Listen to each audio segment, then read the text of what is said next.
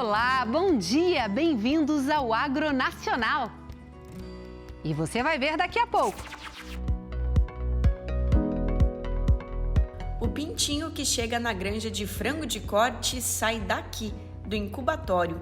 Logo, os ovos que chegam ao incubatório vêm das granjas de matrizes de produção e aqui ficam por cerca de 21 dias. Quando o assunto é qualidade do cacau, a resposta é uma só. O cacau de qualidade é aquele cacau que é bem fermentado e que sofre todo o processo de secagem e fermentação no momento adequado, nos procedimentos adequados. Qual a importância e como deve ser feito cuidado com os cascos dos animais? É fundamental que o casco ele seja saudável, porque todo o peso do animal é distribuído em 4 cascos. Então, ele tem que ser o mais saudável possível para suportar todo esse peso. Essa daqui é uma UPD de 3.000 matrizes produtivas, né, onde nós vamos produzir aí em torno de 7.500 a 8.000 animais mês, que saem daqui como leitão.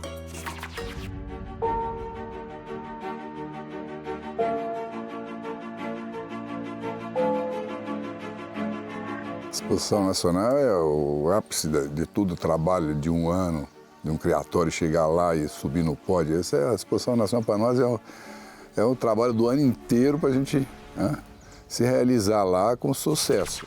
O organismo agrícola vivo que compõe um slogan "Produzimos alimentos que queremos consumir". É desta forma que a Fazenda muda o conceito de gestão rural e aposta no chamado 4Ps, que prioriza plantas, pecuária, pessoas e planeta. Projeto que construiu sua base no tripé da sustentabilidade. O sonho do meu marido de colocar granjas, desde que eu acho que nós namorávamos, ele sempre falava nisso. Comecei com 2 granjas de 7.500 aves cada uma, 15.000 aves.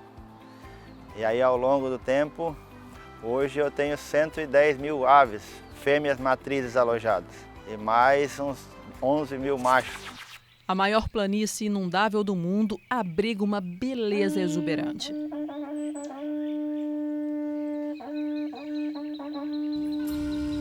O Pantanal fica no centro da América do Sul e cobre uma área de 250 mil quilômetros quadrados. 60% estão no Brasil.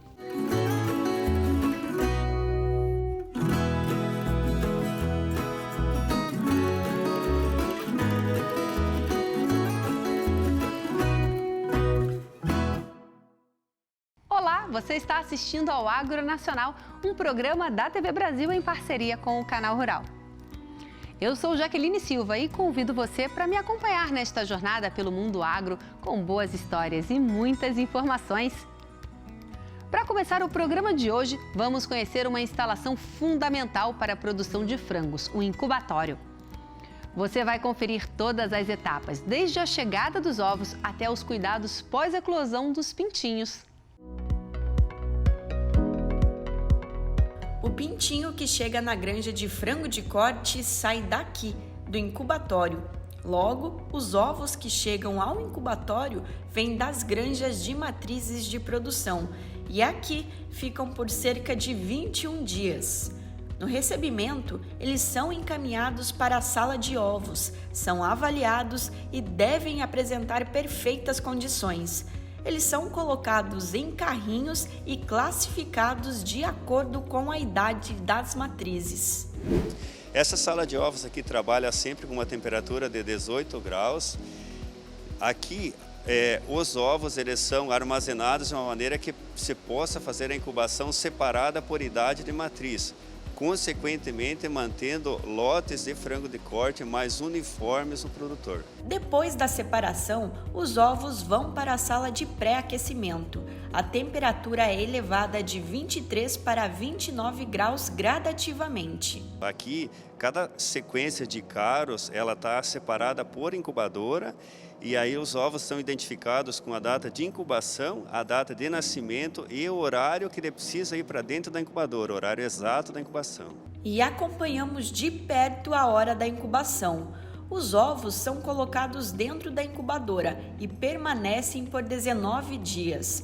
Nesse tempo, diversos fatores como a temperatura e a umidade são analisados constantemente. Dentro da incubadora, os carinhos são acondicionados enfileirados e eles são ligados a um equipamento chamado viragem. Para ter eclosão para o pintinho nascer, de hora em hora o equipamento tem que mudar a posição. Os carrinhos chegam a ficar inclinados a 45 graus, tanto para o lado esquerdo quanto para o direito. Um processo mecânico e sistematizado 24 horas por dia. A capacidade desta máquina pode chegar a 24 mil ovos em incubação.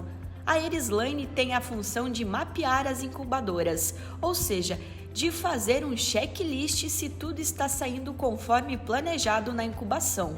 Verifico a temperatura dos embriões lá dentro para garantir que as incubadoras estão dentro da temperatura adequada e também a parte da viragem, né, para garantir que o ângulo de viragem está sendo também o adequado. Passados 19 dias, os ovos seguem para a sala de vacinação. O equipamento vai fazer a identificação onde existe o embrião e onde não existe. Os ovos inférteis são descartados e a máquina continua o ciclo para o próximo processo, que é em si a vacinação em ovos. A vacina contra a mareca e outras doenças é aplicada direto na casca do ovo e injetada no líquido amniótico. Graças à tecnologia, é possível vacinar uma grande quantidade de ovos ao mesmo tempo. Após vacinados, os ovos seguem para os nascedouros.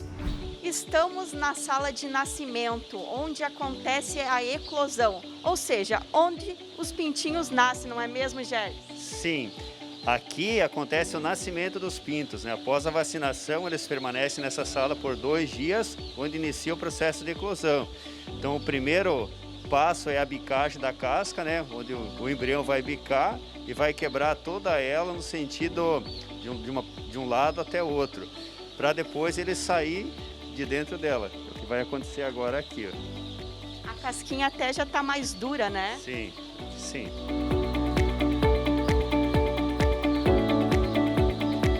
Olha, tá nascendo. Aí depois do nascimento, eles permanecem aqui até dar o tempo exato, né, do ciclo de incubação. Após são retirados para fazer a separação dos machos e da fêmea no passo seguinte, que é a sexagem de pintos. O processo demanda conhecimento e agilidade. As meninas ficam na esteira fazendo a sexagem dos pintos, ou seja, separando o macho da fêmea e também os pintos que são viáveis ou inviáveis. Os pintos que são inviáveis possuem algumas características, por exemplo, o umbigo exposto, não cicatrizado, e eles ficam apáticos, então nós acabamos descartando esses pintos. a curiosidade de muita gente, inclusive a minha aqui, é saber o que é um macho e o que é uma fêmea, hein, Rafa? Explica pra gente. Olhando assim parece a mesma coisa, né? Mas aqui a gente faz a sexagem pela ponta das asas. Nossos colaboradores pegam a asa, abrem e o que tiver uma dupla camada é uma fêmea. E o que tiver apenas uma camadinha é um macho. Após a sexagem, os pintinhos são novamente vacinados, mas dessa vez por spray. É que eles são imunizados pelos olhos, nariz e boca. Mas repare na cor. E aí, junto com a vacina, tem um corante vermelho que chama a atenção da ave. E aí um pintinho vai bicar o outro e vai auxiliar na imunização correta. Já estamos chegando ao final do ciclo, na sala de expedição dos lotes. É aqui onde acontece o agrupamento das cargas, conforme a capacidade de cada aviário. O local tem uma ambiência um pouco diferente. Ela está adequada às normas de bem-estar animal. O ambiente azul, ele deixa os pintos mais tranquilos, né? Mais estáveis, sem estresse, né?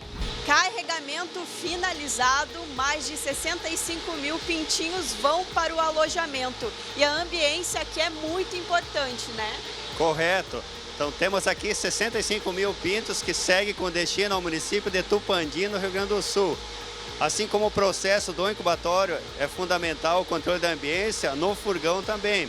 Então o ambiente aqui nós procuramos manter sempre nos 25 graus durante todo o transporte. Então, a partir desse momento, o caminhão vai iniciar a viagem e vai parar lá no produtor.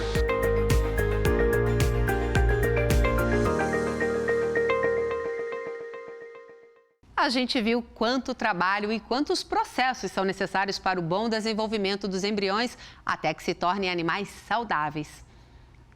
Agora, vamos conhecer como é a cadeia produtiva do cacau e quais são alguns dos principais desafios dos produtores.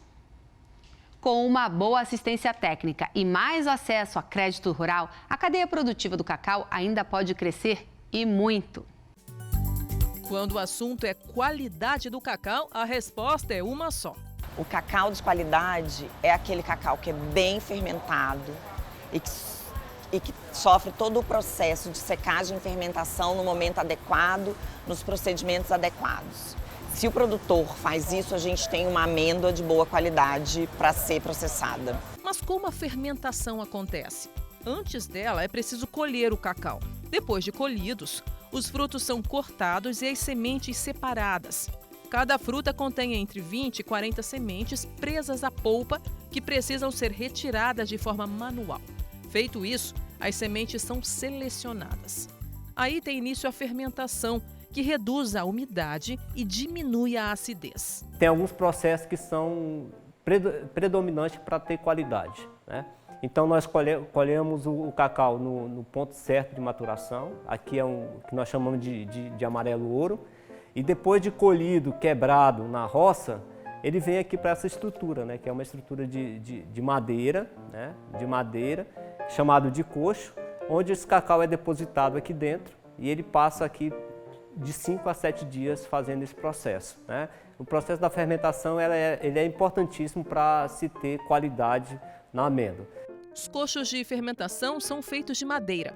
Durante o processo, é importante que as sementes sejam remexidas a cada 24 horas. Quando estiverem com cor castanho avermelhada, estão prontas para a secagem. Então, a partir do momento que eu observo que esse cacau está no ponto certo de fermentação, aí ele é levado para a estrutura de secagem e lá ele permanece por mais 8 dias em média. Então, esse processo da colheita até a secagem do cacau, ele dá em torno de 18 a 20 dias, né, para você ter um cacau de qualidade, né? E aí, depois de feita a secagem, ele é envelopado, né, tem toda uma estrutura, né, de sacaria especial para que não entre umidade nessa amêndoa. Foi inclusive o cuidado com o processo de fermentação que fez o casal Verônica e José Renato, moradores da cidade de Brasil Novo, no estado do Pará, ganhar prêmio pela qualidade das amêndoas. Mas a trajetória teve momentos desafiadores, superados com o auxílio de assistência técnica especializada. Há uns 3 anos para trás, né, a gente tinha muita perda na lavoura, principalmente do ataque de fungos. O principal deles é a podridão parda. E a gente vinha lutando já há muitos anos para tentar diminuir essa perda. Mas em função de algumas aplicações feitas de forma errada, a gente não tinha resultado. Daí com o advento da assistência técnica do pessoal do Senar, a gente conseguiu fazer algumas correções, né, fazendo a aplicação, mas de forma correta, de uma forma com os intervalos adequados. Nós conseguimos reduzir essa perda de 70%, 80% para no máximo 10%, 12% que a gente está encontrando hoje. Então a gente teve um resultado muito bom com o auxílio do pessoal do Senar.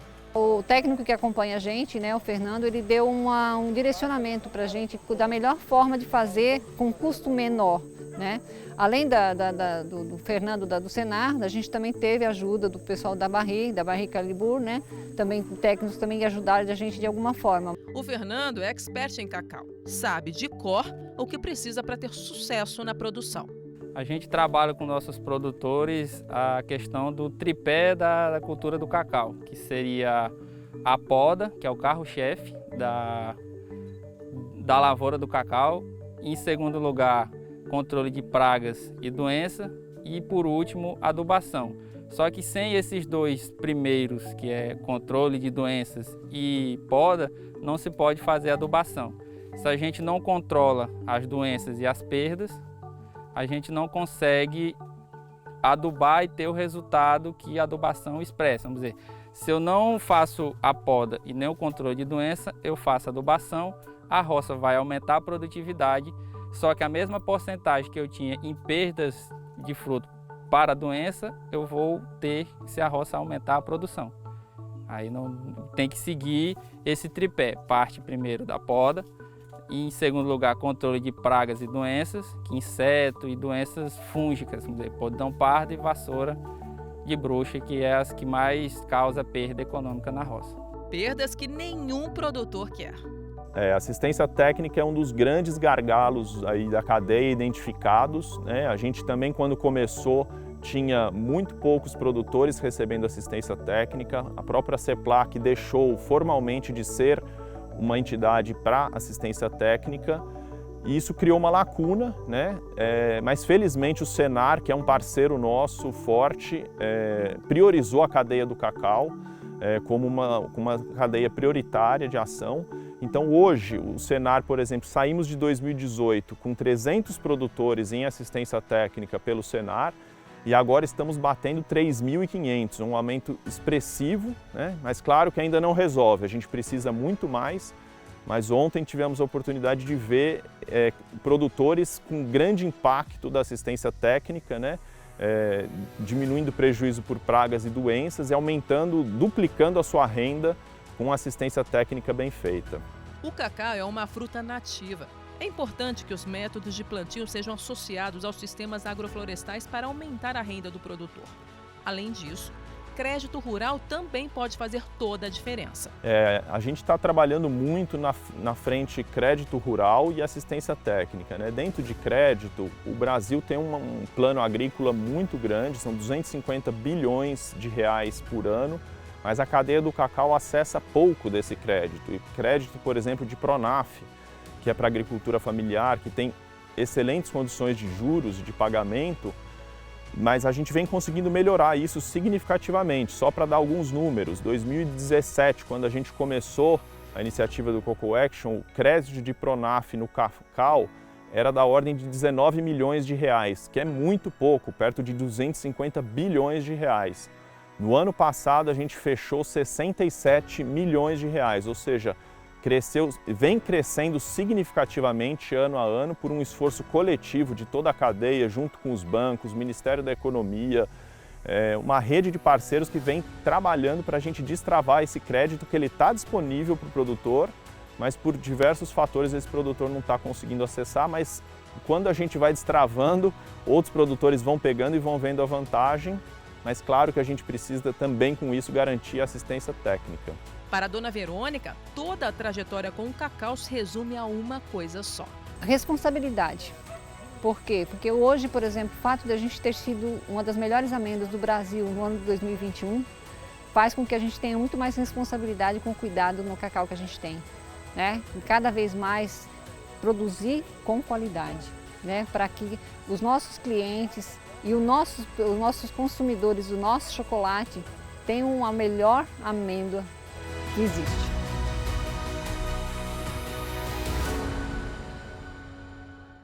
Parabéns à Verônica e ao José Renato pelo merecido prêmio que receberam pela qualidade do seu produto. Você sabia que os cavalos pesam em média meia tonelada? Por isso é muito importante cuidar bem dos cascos dos animais. Vamos conferir agora algumas dicas para que os equinos tenham um casco bem saudável para sua sustentação. Qual a importância e como deve ser feito cuidado com os cascos dos animais? Assunto desse bate-papo a partir de agora. O Mário já está aqui pronto para falar um pouco desse assunto, Mário, e a gente já olha nesse animal, já vê que o trem tá bonito. Ah, aqui tá bem cuidado, hein, Marco? Hã? Aqui tá bem cuidado. É diferente, hein? Sem dúvida. Tá até reluzindo, hein, pessoal? Mas, Mário, qual que é a importância dessa questão quando a gente fala dos equinos? Porque a gente sabe que tem a sua relevância, né, Mário? Sem dúvida. É fundamental que o casco ele seja saudável, porque todo o peso do animal é distribuído em 4 cascos.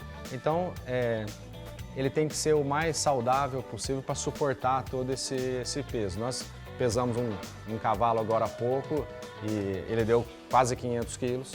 Então, a gente tem que imaginar aqui que tem mais de 100 quilos em cada estrutura dessa, por isso que tem que estar bem cuidado, como é o caso desse cavalo aqui. Como se cuida bem? Qual que é a rotina que o pessoal tem que ter? Tá. A primeira coisa muito importante é manter a limpeza dos cascos.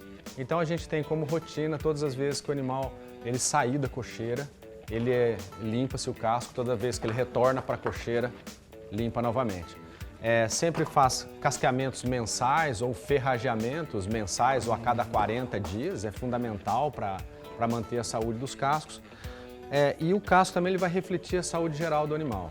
Normalmente um casco saudável ele é ausente de qualquer estria, anéis, cintas, que é o caso desse cavalo aqui, ele está muito bem ferrado, né? A gente pode falar algumas coisas também, o sujeito conseguiu botar os cravos, a craveira bem alinhada, ele tem uma sobra aqui de 1 milímetro na ferradura, está muito bem posta essa ferradura, o cavalo foi muito bem preparado esse casco para receber a ferradura. Isso aqui vai garantir uma longevidade para esse cavalo, ele é um garanhão, ele teve uma carreira esportiva, foi muito bem cuidado, agora ele vai para a reprodução e o cavalo usa principalmente os posteriores, né? Porque ele tem que subir ou no manequim ou numa égua.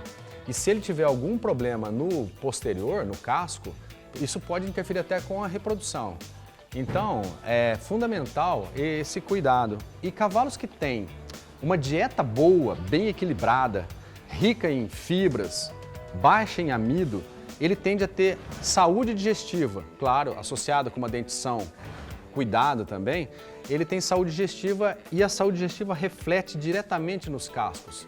Existe uma vitamina do complexo B chamada biotina que, se por acaso houver um erro de dieta, um exagero, uma falta de algum elemento aí nutricional, pode faltar essa vitamina e essa vitamina é fundamental para cascos saudáveis.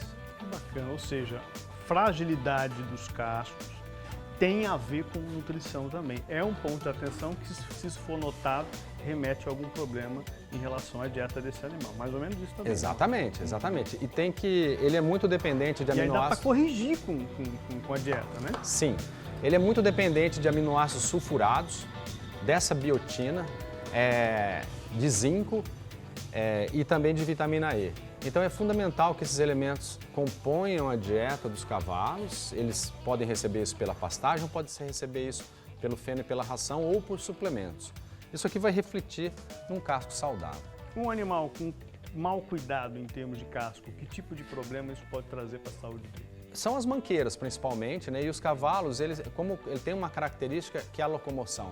Então, até o cavalo que, para comer, ele se movimenta. Então, o cavalo sempre ele se alimenta se movimentando. Se é um garanhão, ele usa os posteriores para fazer as coberturas. Se é um cavalo atleta, né, ele galopa, ele joga todo o peso em um casco só. Então, isso multiplica muito as forças em cima de um casco. Então, é fundamental que ele esteja em boa qualidade para que não haja dor. Então, para que ele desempenhe bem as funções de cada categoria. Show de bola. Então, recapitulando e resumindo, 3 pontos de atenção quanto a cascos, hein, Mário? Então seria a higiene, né? A higiene diária, né? Incluindo aí o ferrajamento. Em segundo lugar seria uma dieta equilibrada. Ela pode até ser feita exclusivamente a pasto com sal mineral, é o suficiente para ele ter saúde. E a terceira coisa é pensar no casco como um item que o cavalo tem de longevidade. Então, assim como os dentes, assim como a saúde digestiva, nós temos que pensar no casco em algo que vai dar durabilidade, que vai manter esse cavalo saudável por longo tempo. Sempre que a gente fala longo tempo, na carreira esportiva, conseguir levar ele até 15, 16, 17 anos. Para a reprodução, um garanhão até, quem sabe, até 25, 30, uma égua, pelo menos até 20 anos na reprodução. Então o casco é um fator fundamental para a gente chegar lá. Animais de lida também. De lida fundamental, né, Marco? Fundamental. Hoje o animal de lida é um atleta, né? Ele tem que trabalhar, ele trabalha o dia todo. Às vezes ele trabalha mais de uma vez por semana. Então é fundamental também que ele tenha os cascos cuidados. Muitas vezes não é necessário casquear ou ferrar esses cavalos. Ele consegue ter um desgaste equilibrado e ele consegue viver até sem ferradura, né? Mas para um animal de lida é fundamental. Esse animal, ele trabalha, ele viaja por longas distâncias, né? Às vezes ele faz um trabalho de mangueira também, que ele é exigido ali um esforço muito intenso e até por um longo período. Então, sim, no foot, no horse.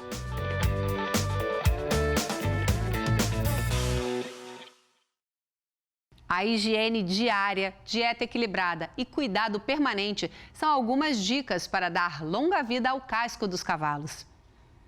Agora vamos conhecer a história do Alessandro, um médico veterinário que se tornou suinocultor e está na atividade desde 2009.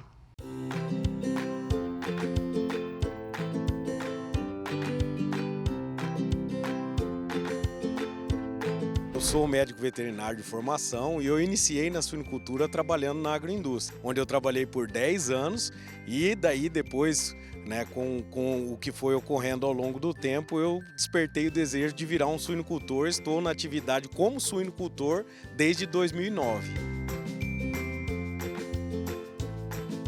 A paixão pela atividade, por a gente também fazer um acompanhamento direto aos produtores, e aí foi despertando o interesse e o amor pela atividade cada vez mais, e isso daí fez com que eu realmente tomasse um rumo para ir para a atividade como produtor. Nós começamos na atividade já com o PD, né? Esse daqui é um projeto novo, nós somos um grupo de irmãos, onde nós somos sócios, e daí com a oportunidade do crescimento que a Seara está tendo na região, nós acabamos sendo beneficiados em produzir, construir outra granja, né? É uma atividade, a UPD, onde se exige mais técnica, mais o tato, mais a mão de obra, e daí também desperta mais o interesse por novos desafios. Por isso a UPD. É um montante bastante alto, mas ele é viável e tem uma viabilidade econômica e técnica muito boa. Essa daqui é uma UPD de 3.000 matrizes produtivas, onde nós vamos produzir aí em torno de 7.500 a 8.000 animais mês, que sai daqui como leitão. Esse daqui já é um projeto novo, onde ela atende todas as práticas de bem-estar animal por completo. Os animais ficam só o tempo de cobertura na gaiola, então ele cobre e solta. Os leitões já ficam mais tempo na fêmea para poder ser desmamado. Já está totalmente adequado às normas do bem-estar.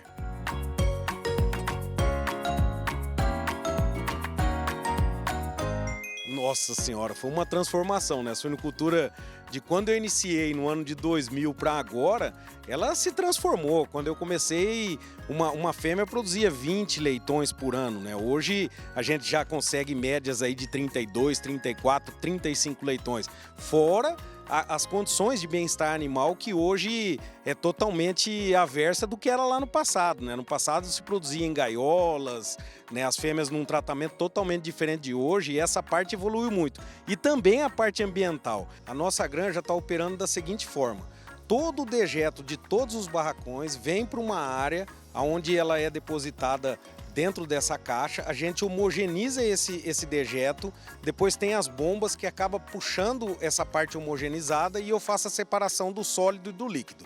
Então o sólido ele vai para um barracão onde eu armazeno ele, faço processo de compostagem, e o líquido entra para dentro dos biodigestores, onde nós fazemos uma produção de gás para produzir energia. A suinocultura, ela se profissionalizou muito, né? Os últimos 22 anos aí foi uma transformação gigante, onde faz com que a atividade cada vez mais se torne sustentável e com menos atritos ao geral. O futuro é cada vez produzir mais, com qualidade, né? Sempre buscando produtividades altas, né, para fazer com que o negócio se sustente e trabalhar bem a parte ambiental também, para ter uma sustentabilidade do negócio, tanto social, ambiental e de produção de si mesmo. Muito feliz, eu amo isso daqui de paixão e estou muito feliz com a atividade, e é amor mesmo, não tem outro nome, é amor. E é uma atividade que, além de você amar, ela te traz o retorno, né? Ela traz o retorno de construção, ela traz o retorno de satisfação, de você poder contribuir de fato com a comunidade.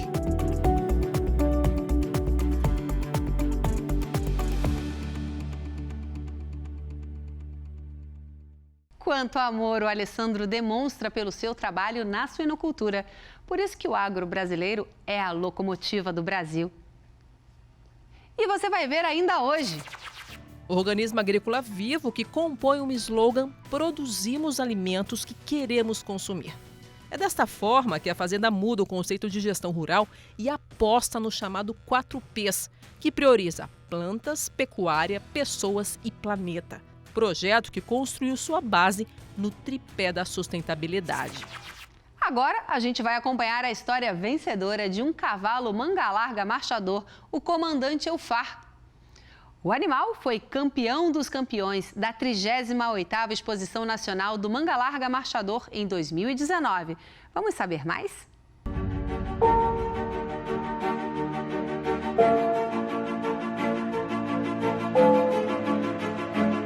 A Exposição Nacional é o ápice de todo o trabalho de um ano, de um criatório chegar lá e subir no pódio. Essa é a Exposição Nacional para nós, é o trabalho do ano inteiro para a gente se realizar lá com sucesso. Eu costumo falar que o que é bom nasce pronto, o que é ruim não tem jeito, né? Então o comandante, desde o potrinho, a gente tem filmagem hoje dele, desde os 15 dias de vida, então ele já se mostrava um cavalo acima dos demais, né? Então o que a gente foi feito é apenas cuidar do que já é bom, né?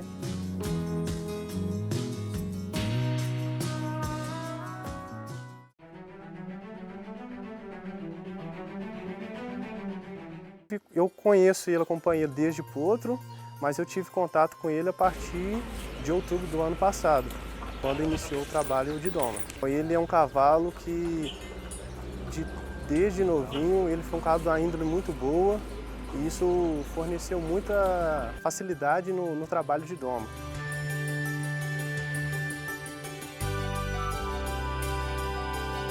O comandante sempre foi um cavalo muito precoce, né? Eu fui o treinador dele, entendeu? A gente, querendo ou não, formou um belo conjunto, entendeu? Para mim foi uma bela experiência como treinador, pegar um cavalo de um grande potencial com ele e conseguir desenvolver com ele um belo trabalho.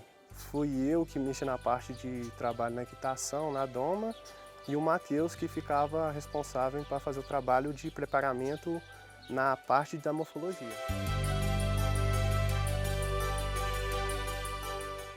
A parte de morfologia, o cavalo tem que ficar em estática, normalmente com a frente mais em cima, mais altivo que eles falam, entendeu? Isso, tipo assim, ajudava muito o Thiago nisso, em questão que a parte de condicionamento e tudo, porque até montado o animal com a frente mais em cima é melhor e tudo. E na parte também de exercício, de relaxamento, você estendia ele para o chão e isso eu acho que agregava muito na parte do Thiago também.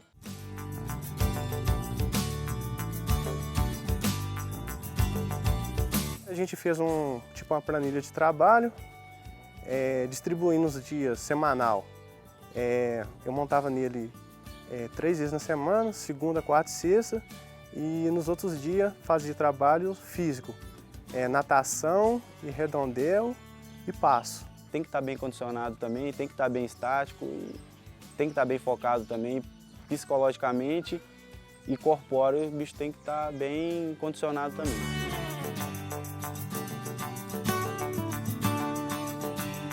O manejo que a gente faz aqui é a acupuntura de 2 a 3 vezes por semana, juntamente com a ozonoterapia para manter ele sempre bem, para não deixar que ele tenha lesões ou que adoeça, mantendo a imunidade e a saúde dele em dia.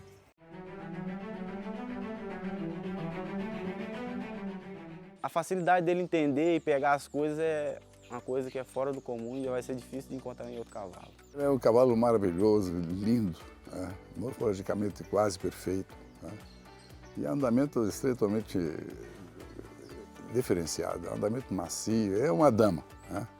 Qualquer pessoa monta nele hoje, se você quiser montar nele hoje, você monta. Uma criança de 2 anos pode colocar em cima do cavalo que não tem problema. Fácil de explicar ele em palavras, né? Ele é um cavalo ativo, dócil, de um gesto extraordinário, de um diagrama ímpar.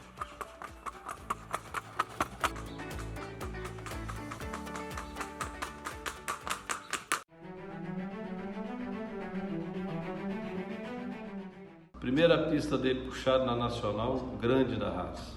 Primeira pista dele montado, campeão dos campeões e grande da raça. Aliás, reservado grande da raça. E agora montado também fez esse feito também, porém cavalo júnior, né? Então, assim, um cavalo muito precoce, pela idade que ele teve, fazer uma prova tão brilhante como fez nas 2 que ele participou. O campeão nacional de marcha, cavalo júnior, desta 38ª Nacional do Cavalo Mangalaga Marchador é Comandante Alvar. Criação, exposição de marcha, fazendo uma vista O Alazão está vencendo pela estabilidade corpórea, pelo estilo mais nobre, pela coordenação, pela potência da perna, e na montada ainda levou uma ligeira vantagem, por isso foi unânime. Isso foi pra gente motivo de muito orgulho, porque quando você leva um cavalo júnior com pouca pista, né, a gente sempre fica achando, será que vai ter algum ajuste a se fazer? E perante a Nacional, pelas notas, ele foi unânime, né? Grande, a nossa expectativa é ele ganhasse na marcha, não no reservado na raça, o grande da raça, sabe? Campeão nacional do cavalo júnior e campeão nacional de marcha cavalo júnior, Comandante Alvar.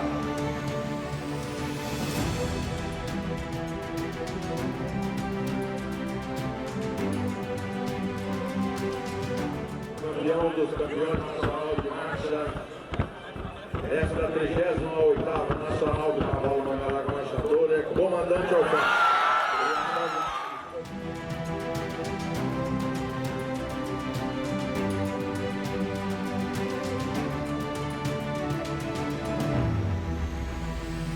Se ganhar os 2 títulos júnior na Nacional de marcha, de campeão de marcha, é indescritível.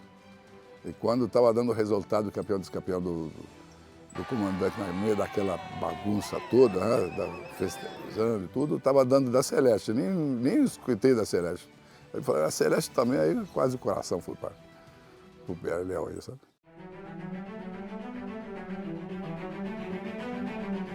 Um cavalo que até hoje, esse tempo todo que eu trabalho com cavalo, até hoje eu não encontrei um cavalo igual. Cavalo ímpar. Do tempo que eu trabalho cavalo, eu nunca vi um outro animal com tanta pouca idade, cavalo na categoria juninho, sobressair tão bem na Nacional como ele. Eu acho que é um caso marcante que vai ficar para a história. A evolução da raça é isso, os jovens vão tirando os passos os adultos, entendeu? Isso é natural. Eu acho que a evolução vai ser muito grande daqui para frente.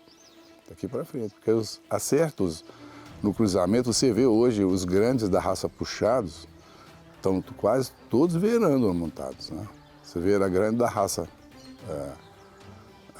da Égua da Morada Nova, foi grande da raça o ano passado puxado, campeã das campeãs puxado, e virou hoje grande da raça montado. Então a evolução é muito grande, é Égua Júnior.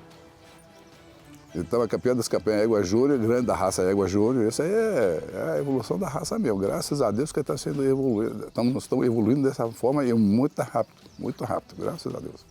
Hoje o comandante comanda o Aras, né?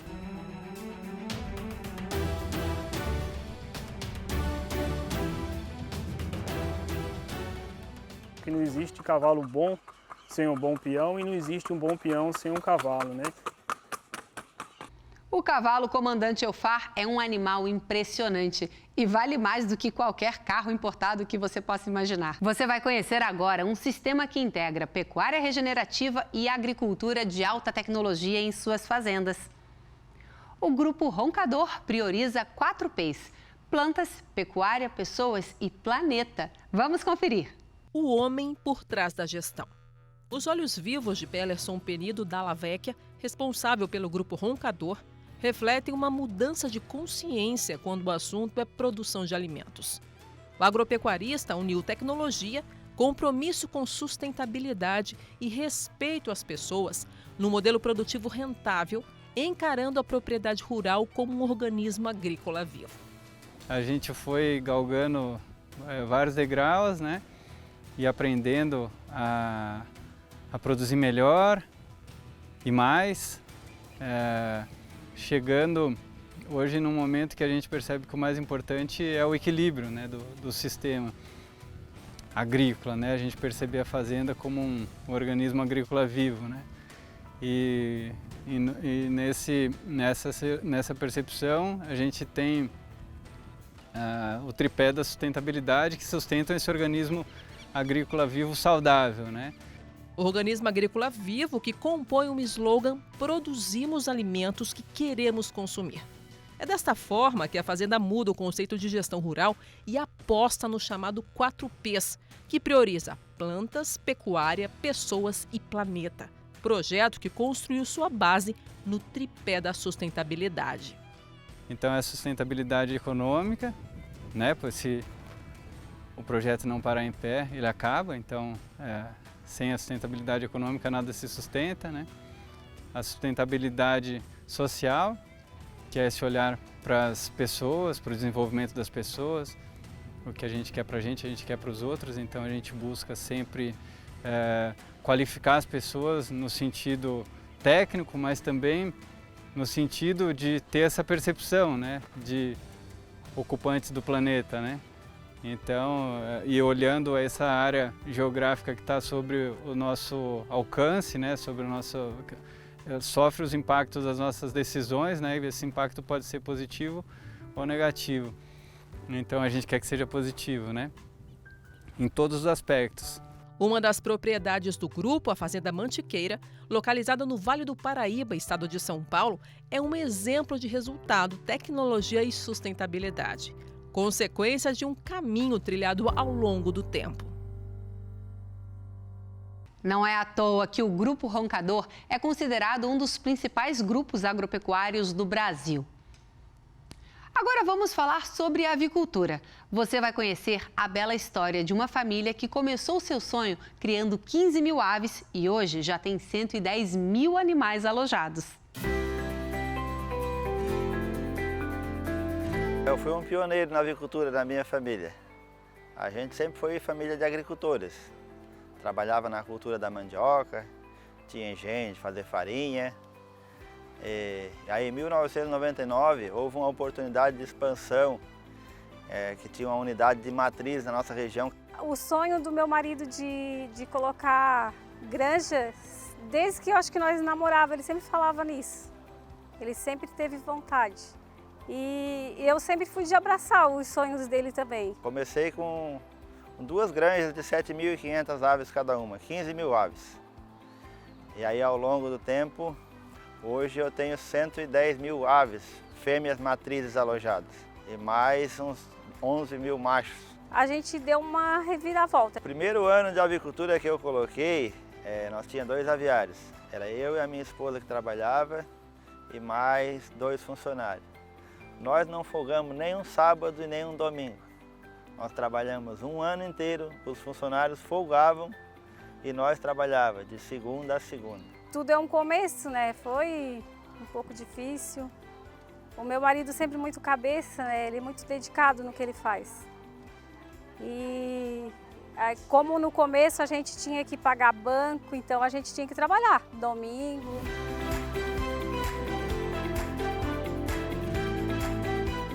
Tenho esposa e 3 filhos. Tenho a Marina, a mais velha, que é veterinária. Tenho a Sara, que é advogada. E tenho o Ramon, que é mais novo, tem 23 anos, que trabalha comigo nas granjas. Eu sempre vi meus pais trabalhando desde novo na avicultura. Meus pais já estão quase mais de 20 anos, na verdade, na avicultura. E desde pequeno eu vi eles trabalhando, vi ele dentro dos aviários. E eu sempre gostei, na verdade. Ele foi motivado desde o início a ser um sucessor dos negócios, né? E hoje é o meu braço direito aí nas atividades. Um dia está ali trabalhando com manejo de ovo, alguns outros dias fazendo seleção de macho, pesando galinha. As meninas também trabalharam lá dentro, né? Mas ele sempre gostou de acompanhar o pai, assim. Ah, com certeza meu pai, minha mãe, foi de longe aí as pessoas que mais me incentivaram e mais me ensinaram, né? Dessas ampliações que eu faço hoje, o que me motiva a fazer essas ampliações, até construir essa granja nova que a gente construiu agora em 2020, é o fato de ter o Ramon como sucessor, né? Hoje a gente tem 8 aviários convencionais e tem 5 aviários que seriam da mesma dimensão desses 8 que a gente tem aqui em Araranguá, lá na Gaivota, que são aviários modais, que já são aviários com maior tecnologia aí do Brasil. Aí. Tem um robô que colhe ovo, por exemplo, uma embandejadora. Isso em 1999 nós não imaginava que isso existia. O pai ele tem a voz da experiência, mas eu tento sempre procurar algumas ideias novas e coisas novas. Um computador dentro da granja, um notebook, coisas que vão facilitar aí no futuro e eu acho que só está aumentando.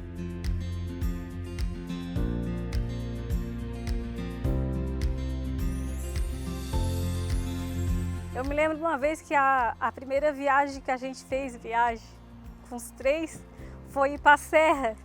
Nós nunca tínhamos ido. A felicidade deles era tão grande que eu nunca vou esquecer. A família, para mim é tudo. A gente sempre ensinou para eles que respeitar as pessoas dentro do serviço, né? Não humilhar. A gente sempre é a favor dos direitos deles, a gente paga sempre dentro do certo, né? E a gente passa esses valores para eles. Família é os filhos, o neto que eu tenho hoje, você fazer um almoço e domingo eles estarem presentes. Nos finais de semana a gente sempre faz um churrasco, reúne a família, conversa, briga um pouco também, isso é normal, toda a família acontece. Mas a família é sempre unida, sempre foi assim. Quando chega de manhã, que eu olho no celular assim, eles não estão avisando que vem, já dá uma tristeza. Eu acho que nós, assim, dentro das dificuldades que a gente viveu, mas nós sempre vivemos um casamento de sinceridade um para o outro, como disse o Lédio, doação, e também quando um tinha um sonho, o outro abraçava também, caminhava junto. A gente, assim, desde cedo, né, as convivências, né, mesmo antes de entrar na avicultura, a gente, quando um tinha um objetivo, perguntava para o outro já dava um empurrão para frente. Nem questionava se isso vai ser bom ou não, não vai. Sempre um apoiando o outro, e foi onde a gente chegou. Eu acho que é uma vida, né? Porque a gente é casado já há 31 anos, a gente namorou 3 anos. E eu tenho só a agradecer ao meu marido, porque a família que a gente tem, né? Tudo que a gente passou na vida e a gente está aqui agora, né? Eu agradeço todos os dias a Deus, pelo meu marido e pelos meus filhos. A gente tem 3 filhos maravilhosos. Ela é uma excelente esposa, uma excelente mãe. E agora a avó também, né? E eu amo muito essa esposa aqui.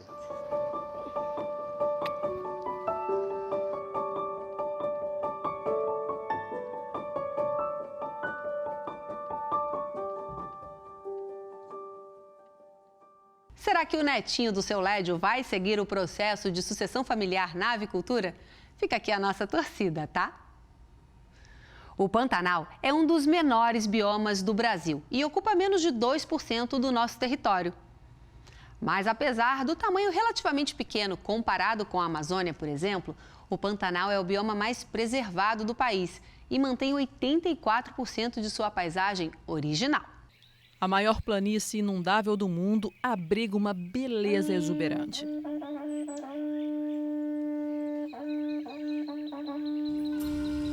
O Pantanal fica no centro da América do Sul e cobre uma área de 250 mil quilômetros quadrados. 60% estão no Brasil. O restante é dividido entre Bolívia e Paraguai. Nas terras brasileiras, o bioma está restrito a menos de 2% do território nacional, localizado em uma depressão a oeste dos estados do Mato Grosso e Mato Grosso do Sul. Entre os meses de outubro e março, as chuvas no Pantanal podem chegar a mais de 1.000 milímetros. Como o relevo é uma grande planície, os rios não conseguem escoar o excesso de água e acabam transbordando. Já no final do período de chuva, a água em excesso é absorvida pela terra ou evaporada. A consequência desse processo é a fertilidade do solo, graças aos nutrientes transportados pelos rios até a planície. O Pantanal é o bioma mais preservado do país. Ele mantém cerca de 84% da sua paisagem original. Inclusive, num passeio, você consegue encontrar animais e plantas bem característicos da região. Essa enorme planície abriga muitas espécies ameaçadas em outras regiões do Brasil, mas que aqui são numerosas. É o caso, por exemplo, do tuiuiu, ave símbolo do bioma.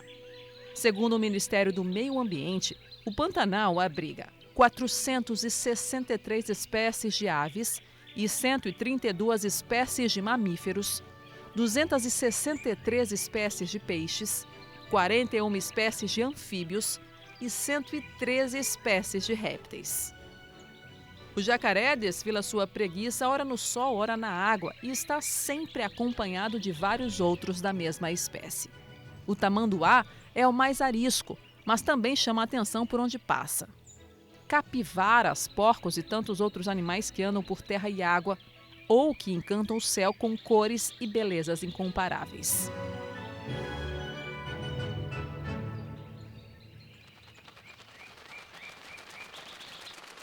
Que lugar lindo, né? Nós temos o dever de continuar lutando pela preservação do Pantanal, considerado Patrimônio Natural da Humanidade e Reserva da Biosfera pela Unesco. E esse foi o Agronacional, uma parceria da TV Brasil com o Canal Rural. Na semana que vem estaremos aqui de novo te esperando com mais notícias sobre o mundo do campo. Você também pode assistir o nosso programa no TV Brasil Play e nos seguir nas redes sociais da TV Brasil. Um excelente dia para você e até semana que vem.